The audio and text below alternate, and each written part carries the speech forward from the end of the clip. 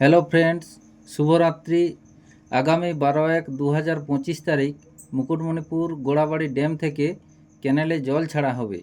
তাই নিজ নিজ এলাকায় যে সকল চাষযোগ্য জমিতে ক্যানেলের জল পৌঁছে, তাই নিজেদের এলাকার ক্যানেলগুলিতে ভালো করে লক্ষ্য করা, যেমন ক্যানেলের পাড় কোথাও ভেঙে আছে নাকি, বা ক্যানেলের ভিতর ঝোপঝাড় হয়ে যাওয়ার জন্য জল যাওয়ার পক্ষে বাধা সৃষ্টি করবে বলে মনে হচ্ছে, তাই সেগুলিকে পরিষ্কার করতে হবে।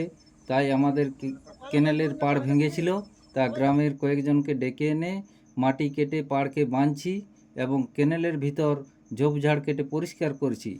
তাই বন্ধুরা, সকলকে বলছি, যাদের এলাকায় চাষের জল যাওয়ার ক্যানেল বা ড্রেন আছে, সেগুলি ভালো করে পরিষ্কার ও পরিচ্ছন্ন রাখবে, যাতে চাষিদের চাষের কাজে উপযুক্ত জল পৌঁছে যায় এবং চাষিদের মুখে একটু হাসি ফুটে। যদি আমার ভিডিওটি ভালো লাগে তাহলে লাইক, কমেন্ট এবং শেয়ার করে দেবেন। Thank you. Good night.